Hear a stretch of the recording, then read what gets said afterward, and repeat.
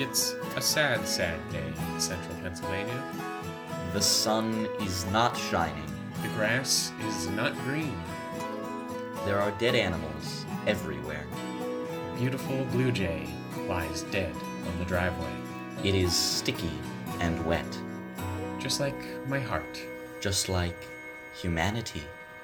This is The Nervous Boys. When the weather knew my name, I was measured by the rain and found those sudden sunny days so artificial. Good neighbors on the train, mediocre acres for rain by freight, the wooden days of love without appraisal. Used to seem complex, running east to west, but nothing's official. Hello, and welcome to The Nervous Boys, a podcast for nervous adolescents. I'm Nathan Wilson. And I'm Ryan Dennehy. I didn't know that our target demographic moved from baby boomers to adolescents. Yes. That's bizarre. I am so excited, Nate. You know why? Why? Because there are all of these new things that are happening in the world of our podcast. We didn't follow a weekly schedule last time and took like 3 weeks off. That was my fault. We're not recording in a car right now for the first time, No. which is thrilling. It's amazing. And Nate is working on a beard. It's going. It's getting somewhere. I am so excited for all of these things. It's like we're a real podcast now. Yes. You're not a real podcast until one of you has facial hair. I know. Everything I've just described is just the picture definition. The picture definition? That's not a phrase. The dictionary definition of professionalism. Oh, yeah. Real professional. What are we going to talk about this week, Nate? Today, we're going to talk about Dungeons and Dragons. Oh no, Satan has gotten into your soul. He has. Oh, I've no. made him a little home in my heart. A little home in your heart? Is that little home right next to your hole in your heart for Jesus? No. Nate, you It's blasphemer. it's like in my lower heart, near my liver. In That's- your lower heart? In my lower heart. That's where Satan resides. You're like Time Lords. You have two hearts. Yes, exactly. You're welcome, listening audience. I just made our first Doctor Who reference. This podcast is going downhill. It really is so fast. We got that first episode. I think that we thought that was rock bottom, but I think we just went a little bit below. Oh, yeah. Oh no. Anyway, so we decided to go out there and try D&D for mostly the first time. Yeah, I had never done it before. You had briefly done it before, right? I had briefly done it before. The first experience we had, it was a weird weekend. It was. It was very busy. It was busy. So on this one evening, I think it was a Friday evening, our dear friend Olivia, who we've mentioned before, she was running a one-shot little story. And then the next day, our other dear friend Matt, who we also mentioned, ran the beginning of what will probably be a campaign. Well, Ryan, let's not get ahead of ourselves. There's a large population of people that don't know what Dungeons and Dragons is. And they don't listen to our podcast. Shut up, maybe they want to. We can't alienate that audience. All right, please explain what Dungeons and Dragons is. I can actually go get, hold on, right here. Hold on, I'm going to walk over because we're not recording in a car. Give me a second, all right? You're going to hear my voice get more distant on the audio, okay, because I'm walking away because we're not in a car. Okay, now I'm walking back. This is good audio, okay? Sincerely hope you edit this out. Oh, no, shh. Okay, now I'm walking back. All right, now I'm back. You notice how the audio is just as mediocre as it was before, but not terrible like it just was with me walking away? It's because we're not recording in a car. It's amazing.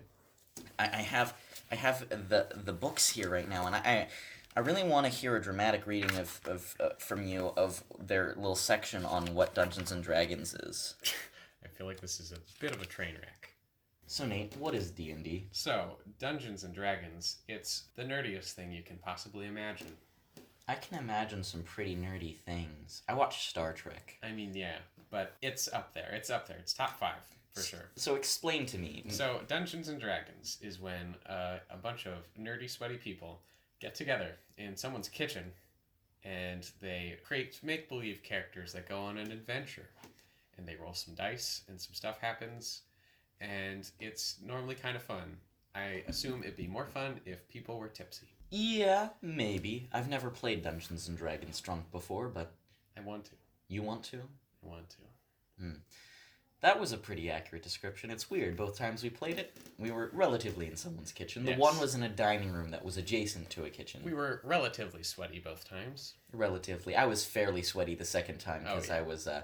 I was in the back corner of this kitchen area, and I was kind of against the wall. I was freaking out, man. You were tweaking. That's not what that word means. Do you want to go through our story we had in the one shot? Yeah, the one shot was run by our friend Olivia. It was her first time being the dungeon master who basically creates the story. It's not a BDSM thing. It's not, but it could be. It really sounds like it could be. Anyway, she was running it, and her story was basically she took the board game Candyland and made it into an epic adventure. I'm gonna be honest, it was really bizarre when our characters woke up in this place, and a dwarf with green hair and purple clothes walked in and brought us out into a plum orchard. Yes, the dwarf was a living plum, and it was something else. And we realized that it was Candyland when we were in a candy cane forest surrounded by a bunch of white snow that was not snow, and we ruled out cocaine. So what else was it? Powdered sugar. Yeah, it was interesting and it was fun, and Olivia was very creative about it. It was, but let's talk about the thing everybody wants to hear about. Let's talk about the encounters. How were those? I mean, it was my first time playing D&D, so I don't really have anything to base it off of. The overall experience was pretty fun. I would do it again. So in both campaigns, in both little things, we both played the same characters. Yes. I played a retired gnome wizard cop named Norman Tallboy, and I was a wizard, and that was fun. He was kind of curmudgeonly and grumpy. I liked putting on my actor hat for an extended period of time and feeling out the improv scene, you know what I'm saying? I take it back. D&D's not the nerdiest thing I've ever done. Hearing that statement, that whole spiel, that is the nerdiest and dorkiest thing I've ever heard. Wow. Yeah. Anyway. What was your character? My character, he was a very fat orc bard named Marty. Half-orc bard. Half-orc bard. I am so sorry. Named Marty the Portly. He was a drunk, out-of-touch actor. He's kind of washed up, but he likes telling jokes. He likes insulting people. This sounds a lot like a certain plump actor I think I've heard of. Yeah, he was based on Orson Welles. For a time, I was considering the name Orson Welles. That's pretty good. But decided against that. Orson Welles, especially the videos of him drunk, are hilarious. Play a audio clip from that wine ad. Yeah. The French. The French champagne. But yeah, and then we moved on to our second campaign. Yeah, with run by our friend Matt. Yes. Now, Matt is a experienced dungeon master. Yes, he has gotten into the BDSM scene real hard. He's real deep in there. Oh no. Anyway, so yeah, he knew what he was doing. No, everything you say is so much worse, Nate. He knew what he was doing, and this is going to be a full campaign. We just played the first part of it. Yes. But I'm excited to see where he's going to lead with this. The first episode was very pirate-themed and puzzle-themed, which was a lot of fun. He, at one point had a puzzle based on the Konami code, which, I think I generally knew was a thing. Yeah, but none of us knew the entirety of it. So. Knew the entirety of it, which I felt kind of bad about. But at the same time, I'm not a big gamer. Sorry to alienate that group there. I'm not that big gamer crowd. That big gamer crowd. If you're a gamer boy or a gamer girl out there, hold yourselves. I will try to get into your world eventually. I don't know what a fortnight is. I think is that 2 weeks? 4 days? I don't know. Maybe it's 3 days. I have no idea. I think a fortnight is 2 weeks. It might be. What's a league? A League of Legends. No, like distance. How far is that? As long as we're doing obscure measurements. I think that's something dealing with this. That's like the water because of the Jules Verne. Yeah. Gamer crowd. Yes. Big gamer boys. Big gamer boys. And girls. And girls. We're trying to get your listenership. We're trying to get your listenership. So please listen, even though we totally just alienated you. We really appreciate your ears. They're good ears. They got those headsets on with a little mic thing on. Yeah, those ears may be damaged after using those headphones so much. Very, very tucked away, though. Oh, yeah. Very, very tucked. In no way like an elf. That's true. Full circle back to Dungeons and Dragons. Yes. Okay, so let's talk about D&D a little bit more in depth instead of just kind of like skimming on our personal experience. Why do you think people enjoy D&D? Because it's kind of sweeping the nation again. It was big in the 80s. Then kind of went away for a while. Now it's kind of getting big again. Well, I think part of the reason why it's getting there is, like, we've got, first off, 5th edition, from what I understand. Like, I sat in on a 4th edition game way back when. Not way back when, like a couple years ago, but I'm not that old, so way back when is a couple years ago. And it seemed a lot more complicated than, I mean, it's the same kind of game, same kind of mechanics, but than it does now. 5e, I think, is a lot more accessible for people. But then there are also things like Critical Role. Everyone loves that. Yeah. The Adventure Zone. I was going to say, like, these podcasts and shows all about D&D are kind of getting popular. Like, there's one Celebrity D&D where I've never heard of that. they have, like, Terry Crews and Stephen Colbert play Dungeons and Dragons.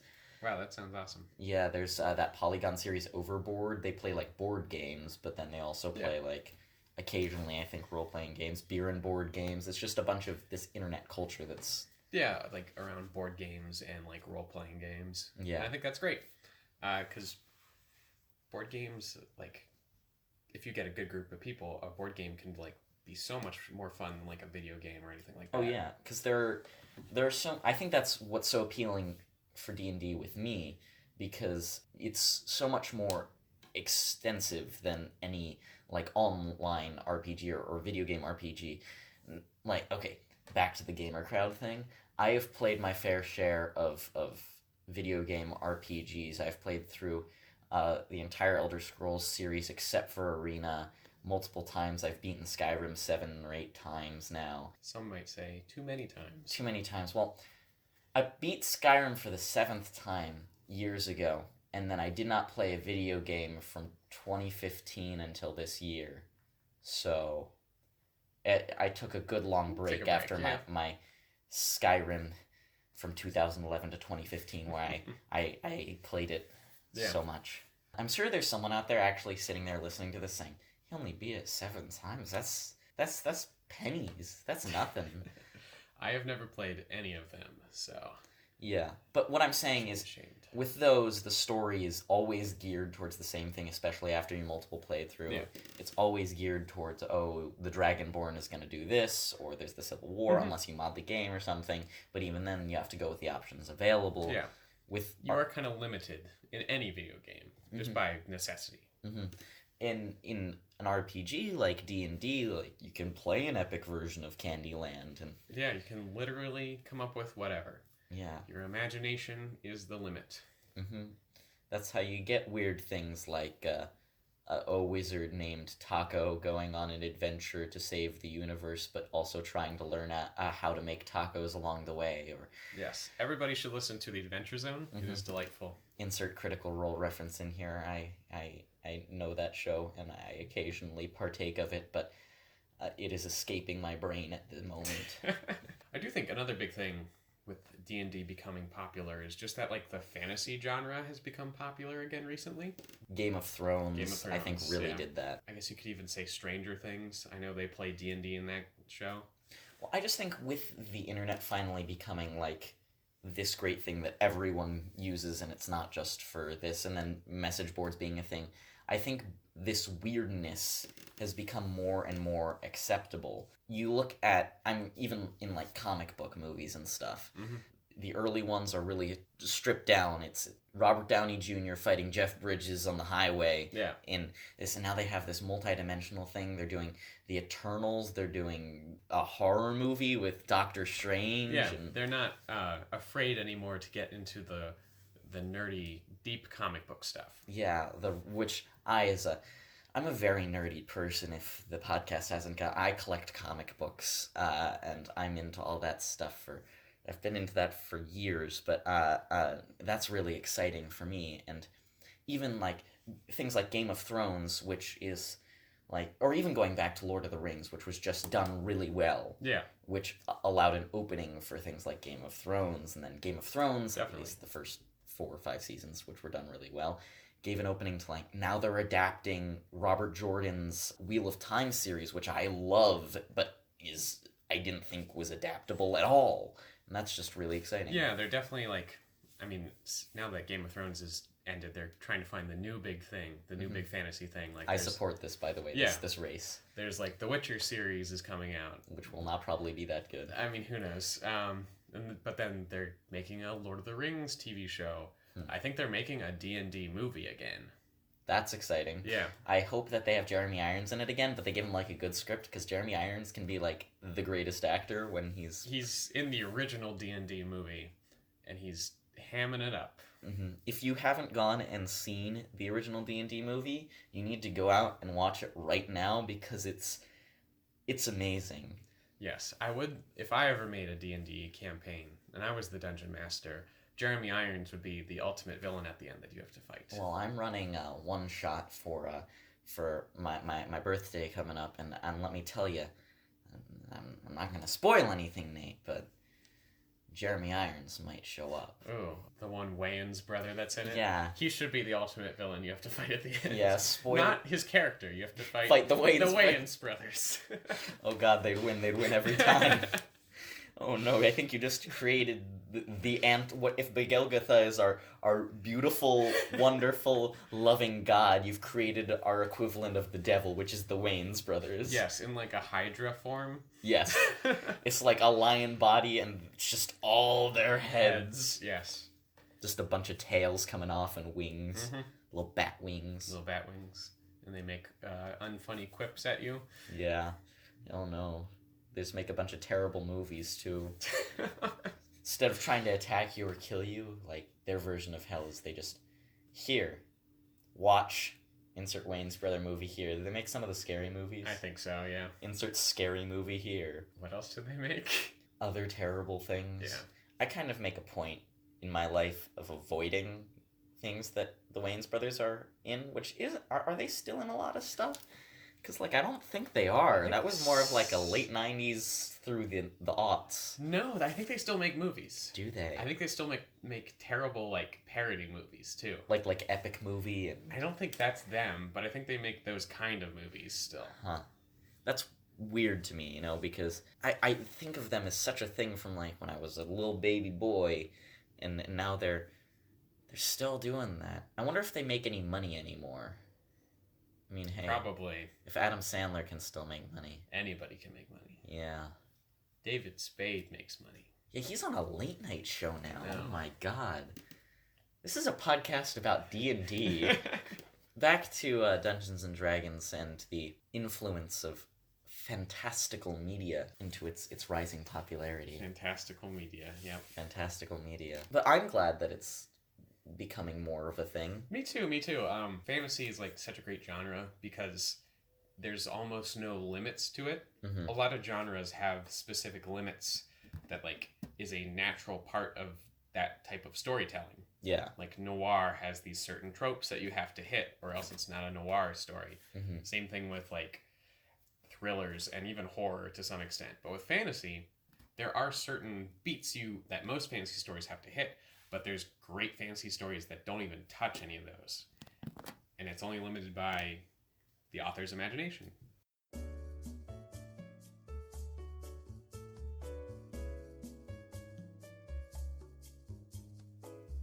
This episode is brought to you by, as always, Husk Musk, the scent brand by Giovanni. What scent are you are you shilling out today? Well, I'm rocking a brand new scent by Giovanni. He's starting to branch out a little bit.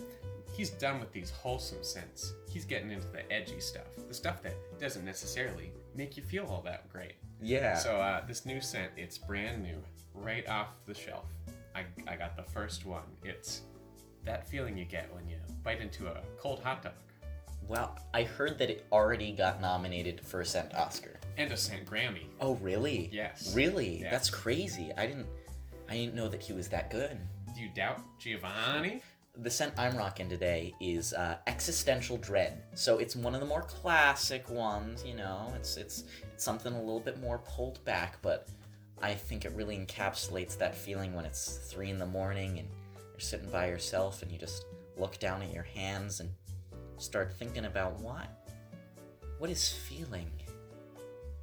Where do I go when I die? I don't know. And it's great. See, the great thing about these two scents, and I'm gonna let them in on a little trade secret, they're the same scent. Are they? Yeah, because Giovanni, he discovered that when you bite into a cold hot dog, especially one that you expect is warm, I mean, you can't help but have an existential crisis. You know it's cooked, but it just feels wrong. It's just, oh God. This episode is brought to you by Vinegar Bathhouse. Is your skin just wrong? Do you just hate it? Come to a Vinegar Bathhouse. That skin will be gone. Yeah, I went to Vinegar Bathhouse the other day because I felt like I needed a nice vinegar bath. I am Pennsylvania Dutch, Yes, you know. obviously. It's what we do down here if you're from another state. I know we have listeners in Delaware and Maryland and Virginia. Shout out to you folks. But if you come up to South Central Pennsylvania, we do take baths in vinegar, and this place just offers a community setting to do that. It's wonderful. You just enter the bathhouse. I prefer just nothing on. Some guys are a little bit more modest. Oh no, you gotta be naked. Some guys are a little bit more modest. They prefer like a towel or like maybe some trunks. But me, the only way to get the full experience is if your under parts are tingling. Exactly. I mean, the whole idea is that it's so scalding hot that it's gonna melt your skin off, and if you wear trunks, your skin will stick to it. I know. You gotta just melt your skin off. So, I mean, right now, my male breasts are so fully exposed because they don't have skin covering them. Vinegar Bathhouse on Route 230, right next to the Laser Dome. And the Papa Johns. This episode is brought to you by the latest novel by Stephen King. You want to know the name of the novel? It doesn't matter. You're gonna buy it. It's Stephen King. It's Stephen goddamn King. They're gonna put those books on every goddamn bookshelf in the bookstore. You can't escape it. It's gonna be in every goddamn Amazon ad. That book is gonna be plastered everywhere. His name is going to be plastered everywhere. You can't escape. We don't have long, but we gotta... The Illuminati is Diane Steele, James Patterson, and Stephen King. They own everything. All of their books. There's a reason why there are so many. They don't exist. Stephen King and Diane Steele, they don't exist. They don't exist. Help us. You're gonna not want to read it. You're gonna try to avoid picking it up, but you can't. You can't escape Stephen King! This episode is brought to you in part by Jeff Bezos. I am so excited. Let me tell you about Jeff Bezos. He's our dad. He's our dad. After the last episode, we talked to him and he explained to us how the world works, and I cannot confirm or deny if it's accurate for how Nate described it, but he decided to take us under his wing and he adopted us. Yes, we are now Bezos boys, as he refers to us, and demands that we refer to him as Daddy Bezos. We are the Dick Grayson to his Bruce Wayne. And yes, we're the little orphan Annies to his Daddy Warbucks. Exactly. We are part of the cult of Bezos now, so all hail Bezos. All hail our dad. Jeff Bezos. Yes, and soon, he's not just gonna be our dad, he's gonna be your dad. It's a little surprise just for you guys. We're not gonna spoil you. He's got big plans. We don't even need to advertise him. He can just Yeah, he can just buy you. of course. Of course. Jeff Bezos. Our dad.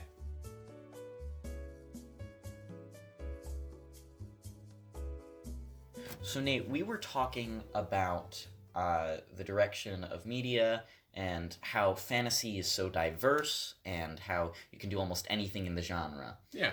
And I wanted to talk about that. I take in a lot of fantasy media and all of that stuff because that's just up my alley. Of course, yeah. I totally agree with you. Like I'm reading through Game of Thrones slowly, and I watched the show, and part of the reason why I loved that so much was because it wasn't it's not magic heavy. It's all about politics, and as a politics major, that was exciting for me. But Yeah.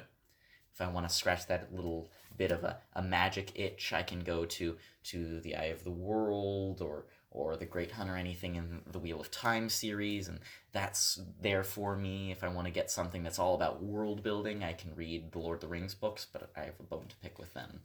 Yeah, we'll talk about that. We'll talk about that. Or if I want something that's just completely weird, I picked up this comic series while I was on vacation that apparently is well reviewed, and I decided to read it. It's called Camelot 3000. I've heard of that, yeah. And I'm going to describe it to you, Nate. Do you know anything about it?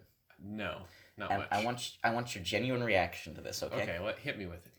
It is the year 3000. This boy, who's an archaeology student, is running away from aliens who are invading the planet Earth. Okay. He goes into his dig site to hide, and then boom! There is King Arthur. He has come back to life, just out of the blue, out of his tomb. Yeah. And it's King Arthur versus goddamn aliens. That sounds amazing, yeah. It's pretty good. I'd read that for sure. Yeah, it's pretty exciting. There's reincarnations of Lancelot and maybe Galahad. It's been a little while since I've read it, but it's exciting things. This is exciting.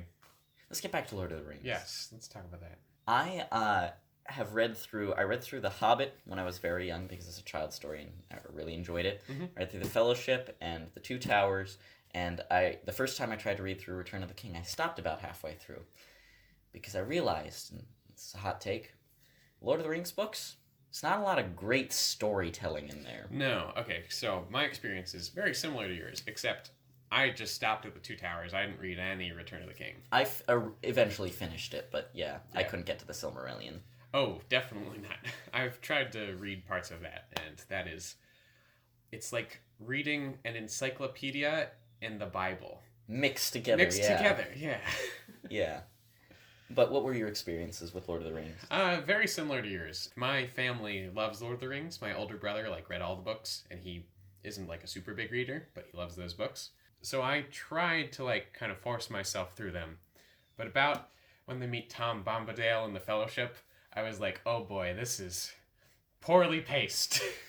Yeah, because Tolkien he writes about what he likes, which is what you should, which is languages and family trees and racial growth and stuff like that. He likes the world building part and not the plot part. Mm-hmm. And not to say the plot is bad. No, the movies prove that there's a good plot. There's a good thing in there somewhere, but it's just, there's a lot of little diversions into I actually really did like the Tom Bombadil section. I like the Tom Bombadil part, but it has nothing to do with the rest of the story. No. But there are some pacing issues in there. That's what I was worried when I was going to get into reading The Wheel of Time, that it was going to be like that, or even Game of Thrones. But I found that each fantasy story or epic or famous epic has their own issue that you have to get over. It has their own little quirks. Yeah. So for Lord of the Rings, it's the fact that the story is... meandering, to say the least. Yes. After the first book, they split the book up, not chronologically, but in two halves, so you follow each half, which I guess makes sense from, if you just want to read one half through, but... Yeah, but who wants to do that? Yeah. See, George R. R. Martin then kind of fixes that a little bit with he jumps around to a bunch of different characters, but the issue with that is, to get into it, there are so many characters. Yeah, it's kind of overwhelming. That if you, start with the books and you can't picture it in your head, which I think you should maybe start with the books, but if you want to actually enjoy the later seasons of the TV show, you probably should just start with the TV show and then take a break and then go into the books. And then with Robert Jordan, it's a bit of everything. There's a massive world that he tries to develop. It starts with literally a section from the World's Bible, the first book, and then all of the characters' names are weird. They have apostrophes and lower cases in them, and there are a ton of them. The characters, actually, there aren't that many characters, but his issue mainly, I would say, is the expanse of the world when you're trying to Also, just the length, because there are like 14 or so books. Yeah, that's another thing. Like these big fantasy series where there's 8 books and each is like 500 to 1,000 pages. It can be a little daunting to get into. Well, even like you are a Stephen King reader, and Stephen King who sponsored this Yes. episode. You're a Stephen King reader. Like, have you read The Stand? No, that is one of the few I haven't read. Yeah, The Stand, his fantasy epic that's Yeah. out there. Well, even he has the Dark Tower series, which I do think it has some problems with it, for sure, like every fantasy series. But it definitely fixes, like, the pacing problem. And the first couple books aren't even that long, so they're easy to get into, for sure. I think he does fantasy pretty well, I would say. But what do you think of his whole thing where, like, all of the books exist in this fantastical Yeah, universe? I think that idea is kind of stupid. Well, I because mean, it was Booger Sugar Stephen King. Yes, it was that nose candy Stephen King. That genius Stephen King is Of what course, we're saying. yeah. God, some of his nose candy books are real bonkers. Yeah, let's talk about your favorite part from It. The most bonkers part from It that you can think of. It isn't even the weirdest one. What is the weirdest one? Like the Langoliers or... Tommy knockers. Oh, is that the one with the things that, like, go through time and, like... No, Tommy No, Knockers that's is the one with Langoliers. aliens, right? It's aliens. It's an alien spaceship crashed and is buried in this small town, and then people start to go crazy, and then they get super alien powers. And it just doesn't make any sense at all. Oh my god, that's... And of course the main character is like an alcoholic author who is the hero course. at the end.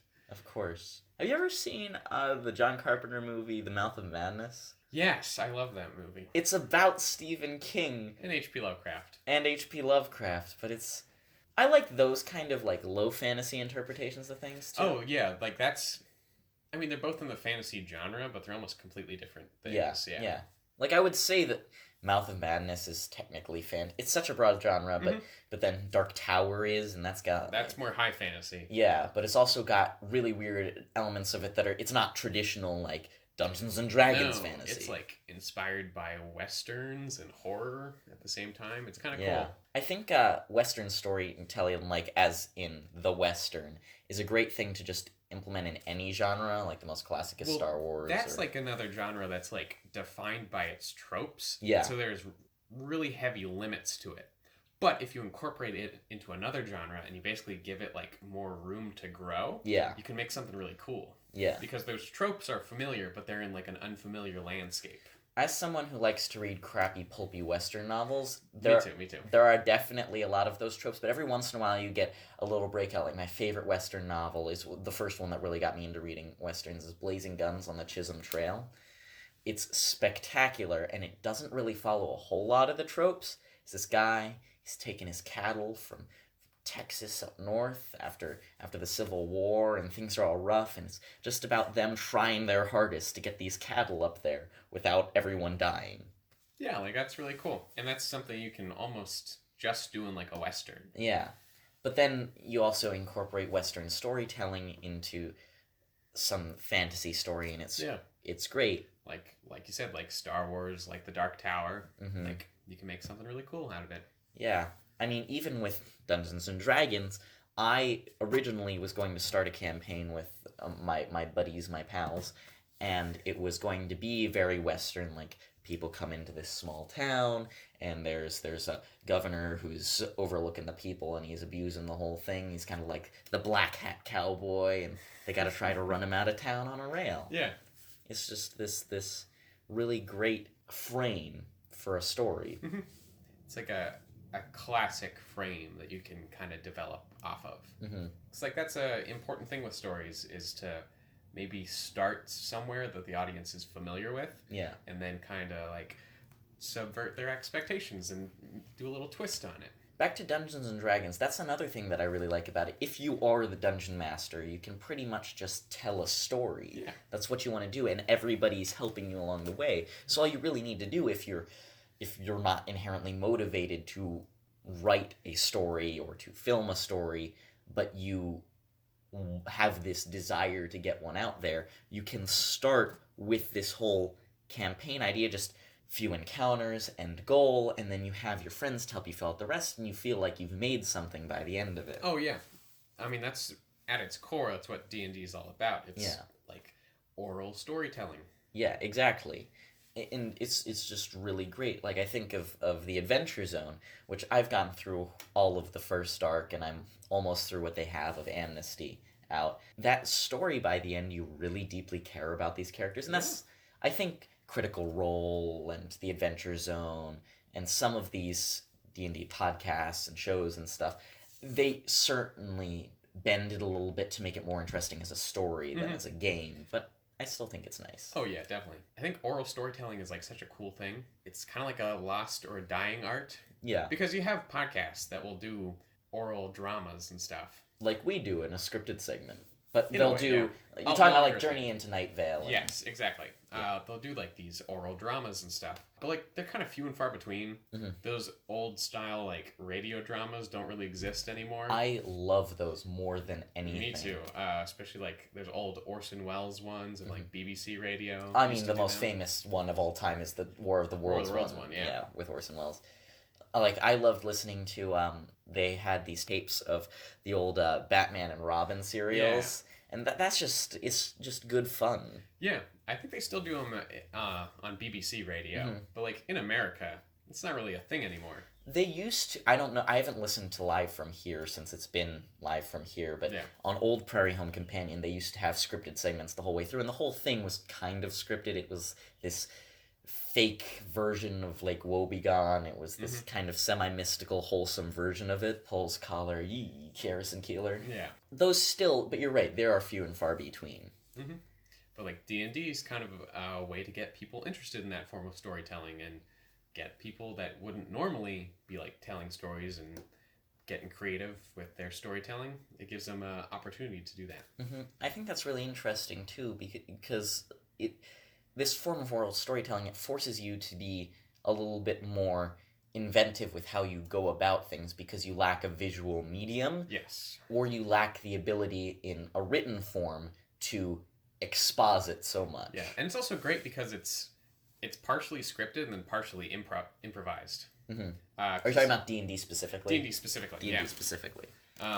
Because the dungeon master can plan ahead, but if a player does something that they didn't expect, and it can completely throw the story off its track, and they have to kind of roll with the punches and go with the flow and come up with a new way to tell their story. And sometimes that can be fun. Like, I was talking to my one friend at college who's a dungeon master, and they were saying they started this campaign, and they were on the track of this, and it was one of the written ones, and they were on the track of it for a good ways until, like, the second session, and at the end of the second session, they just branched off, and then the dungeon master just had to make up everything as they went, because they completely diverged from the path of the written story. Yeah, and that can come up with an even better story than they expected to. Yeah. And even with the written storytelling as in like a radio broadcast or Journey into Night Vale or something like that, I wish more people would try to do that in like a podcast medium, because I think it's a great way to bring it back. There are so many podcasts that are just like us, two schmucks talking. Oh, yeah. But that would have been a great title for a podcast. Two schmucks talking. Yeah. There are a few that are just scripted, and but it takes so much more work than... It does.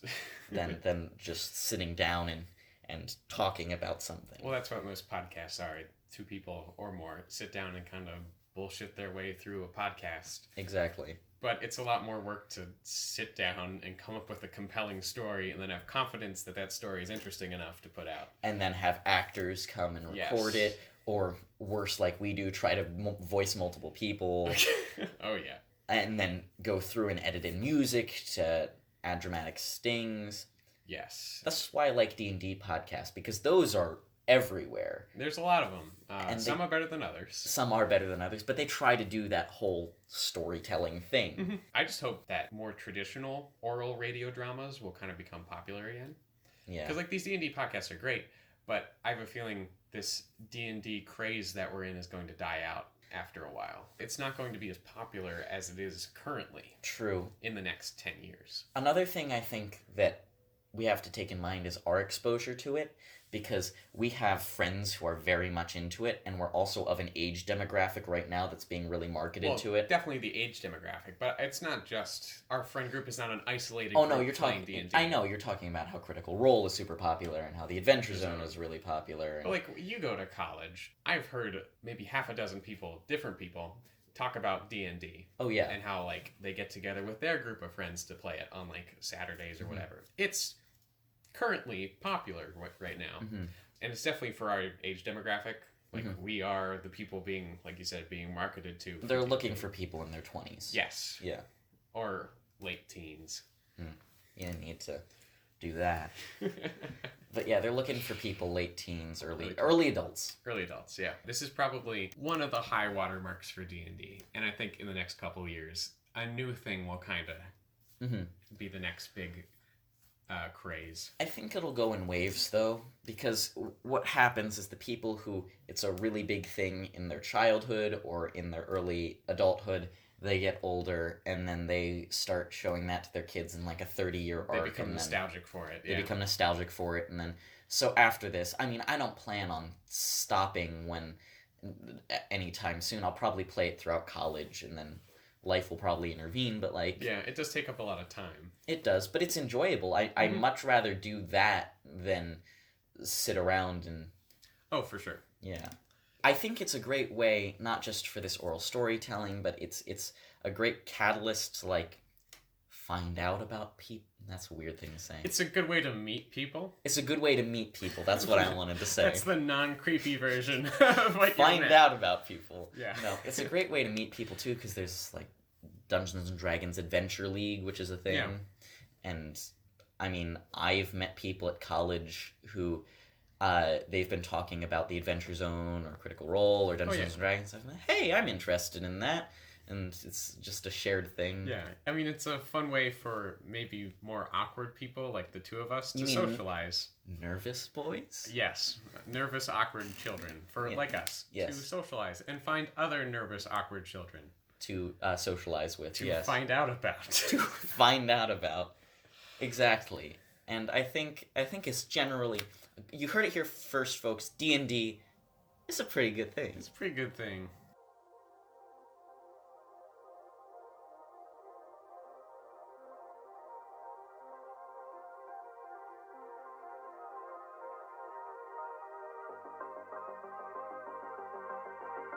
Are you alone at midnight on a Friday night and need to listen to stories of aliens to drown out the loneliness? Then don't touch that dial. This is The Midnight Hour.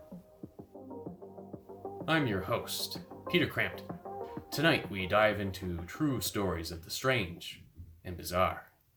Beginning with our first caller tonight, a personal friend and respected science man, Arnold O'Brien, who first contacted us 20 minutes ago with an intriguing story in which he claims that his wife is cheating on him with a werewolf space ghost.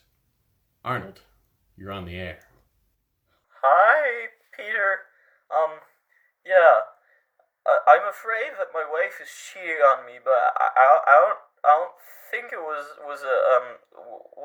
what did you... A werewolf space ghost? Yeah, no, I don't think it wasn't one of those. I think it was just another man, just a normal guy.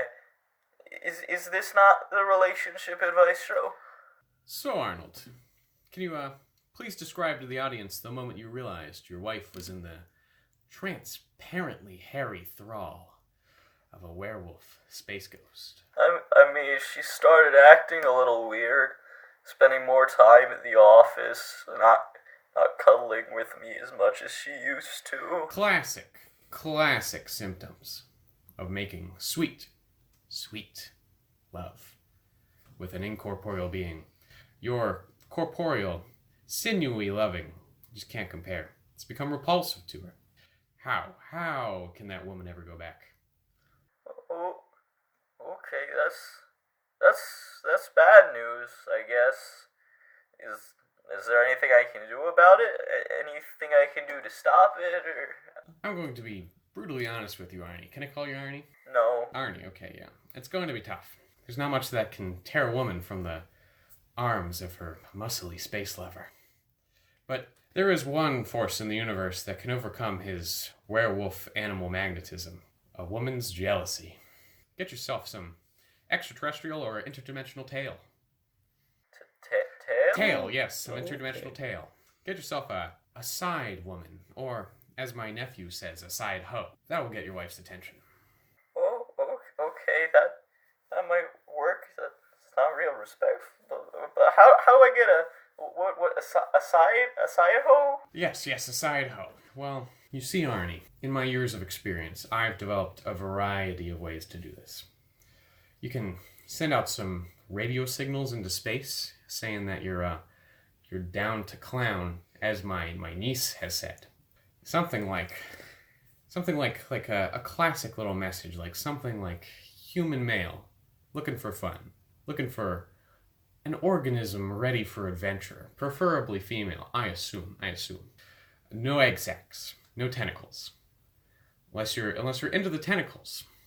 I don't prefer them, but everyone's different. I don't know yet. I don't know yet. Yet. That's the spirit, Arnold. That's the spirit. You don't know yet. You don't know until you try. Another option, and this is one that I have used, just as my wife. If you live in a field of some kind, you can make your own little crop message, like in that documentary Signs. Oh, I love that movie. You just flatten out some of that corn or wheat if you prefer, and you make a spicy little message for those aliens to see from space, you know? If they can do it, we can do it. Then it's just a matter of hitting and quitting, as my other nephew says, that alien. And then your wife's gonna be back in your bony little arms. Oh, okay. Thanks, Peter. I guess you've been kind of helpful. You know what? My wife will be kicking that space werewolf ghost to the curb in no time. You're welcome, Arnold. Up next, which politicians are Sumerian demons, and which ones are Lizard Elvis clone hybrids? Spoiler alert, Mitch McConnell is both. Coming up after this break on The Midnight Hour.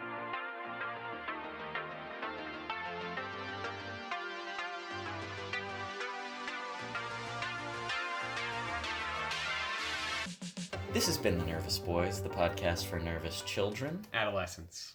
Sorry, adolescence. We're getting into that teen demo now. I feel gross, Nate. I want to get away from you, Ryan. I feel really gross.